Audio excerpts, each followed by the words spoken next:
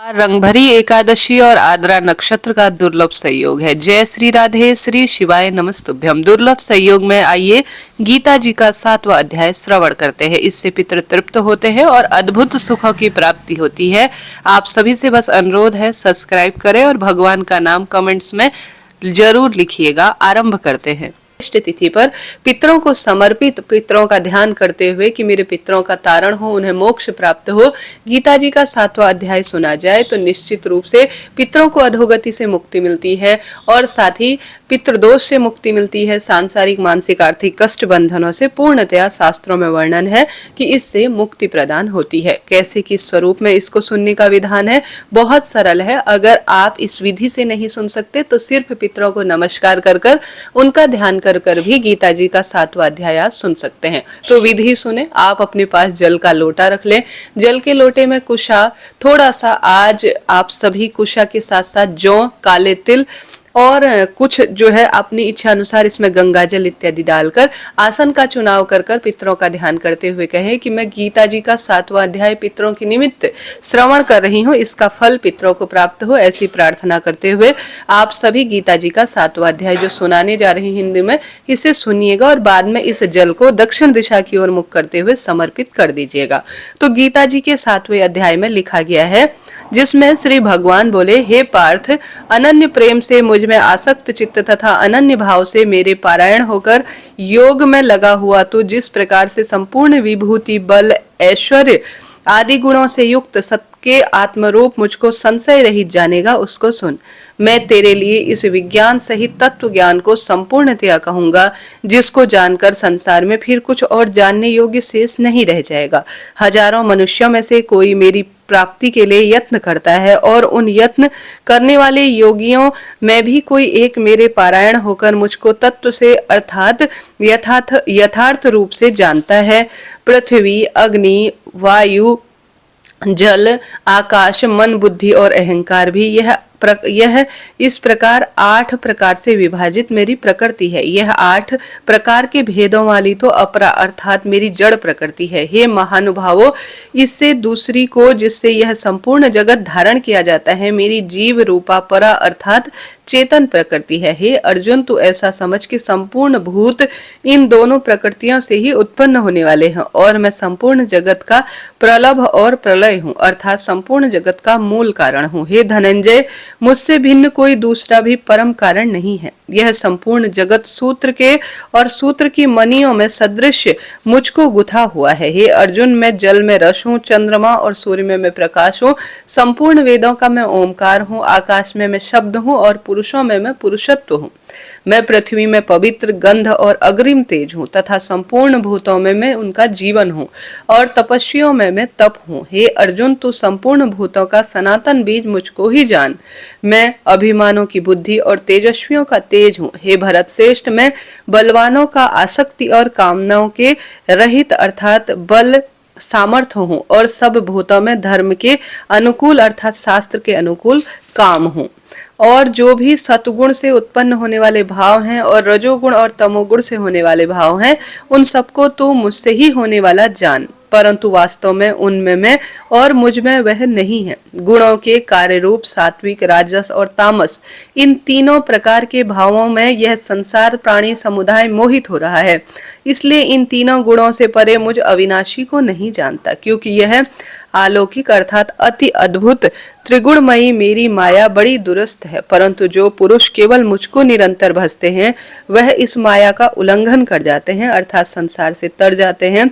माया के द्वारा जिनका ज्ञान हारा जा चुका है, ऐसे आसुर स्वभाव को धारण किए हुए मनुष्यों की नीच दूषित कर्म वाले मूल लोग मुझको नहीं भजते। हे भरत वंशियों में श्रेष्ठ अर्जुन, उत्तम कर्म करने वाले अर्थार्थी, आत्र, जिज्ञासु और ज्ञानी, ऐसे 4 प्रकार के भक्तजन मुझको भजते हैं।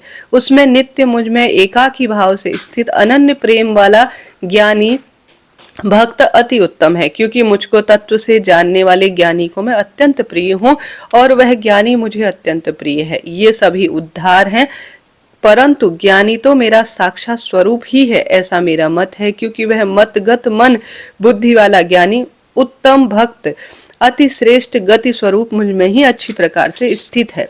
परंतु जन्मों के अंत में जन्म के तत्व ज्ञान को प्राप्त पुरुष सब कुछ वासुदेव ही है। इस प्रकार मुझको जो भजता है वह महात्मा अत्यंत दुर्लभ है। उन भोगों की कामना द्वारा जिनका ज्ञान हारा जा चुका है, वे लोग अपने स्वभाव से प्रेरित होकर उस अर्थात नियम को धारण करके अन्य देवताओं को भजते हैं अर्थात पूजित करते हैं। जो सकाम भक्त जिस जिस देवता के स्वरूप को श्रद्धा से भजते हैं, उस भक्त को श्रद्धा को मैं उसी देवता के प्रति स्थिर कर देता हूँ। वह पुरुष उस श्रद्धा से युक्त होकर उस देवता का पूजन करता है और उस देवता से मेरे द्वारा ही विधान किए हुए उन इच्छित भोगों को निसंदेह प्राप्त करता है। परंतु उन अल्प बुद्धि वालों का वह फल नाशवान है तथा वह देवताओं को पूजने वाले देवताओं को प्राप्त होते हैं और मेरे भक्त चाहे जैसे भजे अंत में मुझको प्राप्त हो जाते हैं। बुद्धिहीन पुरुष मेरे अनुतम अविनाशी परम भाव को न जानते हुए मन इंद्रियों से परे मुझ सच्चिदानंद परमात्मा को मनुष्य की भांति जन्म कर भक्ति भाव को प्राप्त हुआ मानते हैं। अपनी योग माया में छिपा हुआ मैं सबके प्रत्यक्ष नहीं होता, इसलिए यह अज्ञानी जन समुदाय मुझ जन्म रहित अविनाशी परमेश्वर को नहीं जानता अर्थात मुझको जन्मने और मरने वाला समझता है। हे अर्जुन, पूर्व में व्यतीत हुए तथा वर्तमान में स्थित तथा आगे होने वाले सब भूतों को मैं जानता हूँ, परंतु मुझको कोई भी श्रद्धा भक्ति रहित पुरुष नहीं जानता।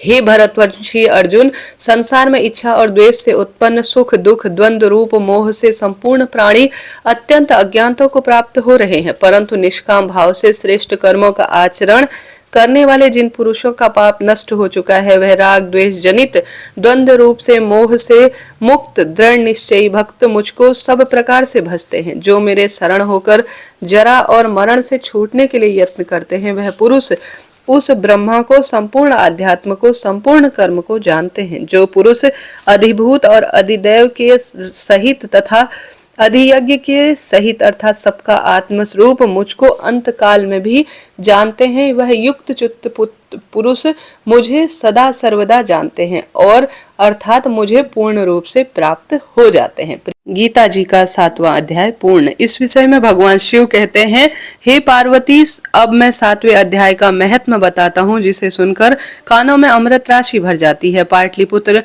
नामक एक दुर्गम नगर है, जिसका गोपुर अर्थात द्वार बहुत ही ऊंचा है। उस नगर में शंकुकर्ण नाम का एक ब्राह्मण रहता था। उसने वैश्यावृत्ति का आश्रय लेकर बहुत धन कमाया, किंतु न तो कभी पितरों का तर्पण किया और न ही देवताओं का पूजन किया। वह धन उपार्जन में तत्पर होकर राजाओं को ही भोज कराया करता था। एक समय की बात है, उस ब्राह्मण ने अपना चौथा विवाह करने के लिए पुत्रों और बांधवों के साथ यात्रा की। मार्ग में आधी रात के समय वह सो ही रहा था कि एक सर्प कहीं से आया और उसकी बाह को काट ले गया। उसके काटते ही ऐसी अवस्था हो गई कि मणि मंत्र और औषधि आदि भी उसके शरीर की रक्षा असाध्य जान पड़ रही थी। इसके पश्चात कुछ ही क्षणों में उसके प्राण पखेरु उड़ गए और वह बन गया प्रेत। फिर बहुत समय के बाद वह प्रेत सर्प योनि में उत्पन्न हुआ। उसका वित्त धन की वासना में बंधा हुआ था।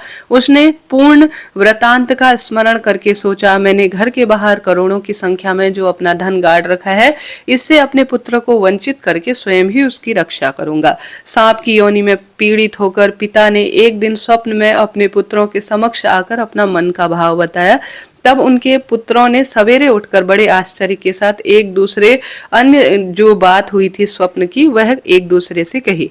उसमें से मझला पुत्र कुदाल हाथ में लेकर घर के बाहर निकला और जहां पिता सर्प योनि में धारण किए हुए बैठे थे, उस स्थान पर गया। यद्यपि उसे धन के स्थान का कोई ठीक ठीक ज्ञात नहीं था, फिर भी उसने चिन्हों के माध्यम से ठीक ठीक निश्चय कर ही लिया और लोभ बुद्धि से वहां पहुंचकर बांबी को खोदना आरंभ किया। तब उस बांबी में बड़ा भयानक सांप प्रकट हुआ और बोला, ओ मूर्ख, तू कौन है? किस लिए आया है? यह बिल क्यों खोद रहा है?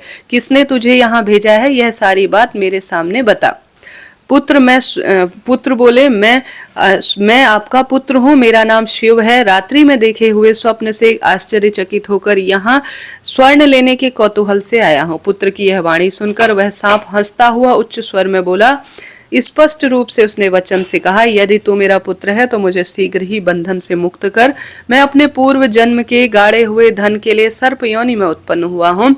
पुत्र, पिता की मुक्ति कैसे होगी? उसने कहा, इसके उपाय कृपया मुझे बताएं, क्योंकि मैं इस रात में सबको छोड़कर आपके पास आया हूँ। पिता बोले, बेटा, गीता के सप्तम अमृतमयी अध्याय को छोड़कर मुझे मुक्ति देने के लिए किसी में भी क्षमता नहीं है। न तो तीर्थ, न दान, न तप और यज्ञ सर्वथा इस समय असमर्थ जान पड़ रहे हैं। केवल गीता जी का 7वां ही अध्याय प्राणियों के जरा, मृत्यु आदि दुखों को दूर करने वाला है। पुत्र, मेरे मुक्ति के लिए गीता जी के सप्तम अध्याय का पाठ करने वाले ब्राह्मण को श्रद्धा पूर्वक भोजन कराओ, इससे निसंदेह ही मेरी मुक्ति हो जाएगी। वत्स, अपनी शक्ति के अनुसार पूर्ण श्रद्धा के साथ निर्व्यसनी और वेद विद्या में प्रवीण अन्य ब्राह्मणों को भोजन कराना। सर्प योनि में पड़े हुए पिता के ऐसे वचन सुनकर सभी पुत्रों ने उनकी आज्ञा अनुसार तथा उससे भी अधिक करने का पूर्ण प्रयत्न किया। तब शंकुकर्ण ने अपने सर्प देह को त्याग कर दिव्य देह को धारण किया और अपने पुत्रों को पूरा धन बांट दिया। पिता के करोड़ों की संख्या में जो धन था, पुत्रों ने आपस में बांट लिया और बहुत प्रसन्न हुए। उनकी बुद्धि बहुत प्रखर हुई और धर्म कर्म के कार्य में लग गई। इस धन से उन्होंने कुआं, बावरी, पोखरा, यज्ञ, देव मंदिर आदि प्रयोग में इस धन को पूर्ण रूप से लिया और अन्नशाला भी बनाई। इसके पश्चात 7वें अध्याय का सदा सर्वदा वह जप करते रहे और उन्हें मोक्ष की प्राप्ति हुई। हे पार्वती, यह तुम्हें गीता का 7वें अध्याय का महत्व मैंने बताया, जिसे श्रवण मात्र से समस्त मनुष्य के पातकों से पूर्ण रूप से मुक्ति मिल जाती है। बोलिए हर हर महादेव। पितृ देवता की जय। प्रिय श्रोताजनों, आज के शुभ अवसर पर मैंने आपको गीता का 7वां अध्याय सुनाया। इससे पहले मैंने कथा इत्यादि संपूर्ण बात बताई है। आज सूर्य ग्रहण का समय भी चैनल पर वीडियो के माध्यम से इसी चैनल के कमेंट्स में पिन है, देखिएगा। हर हर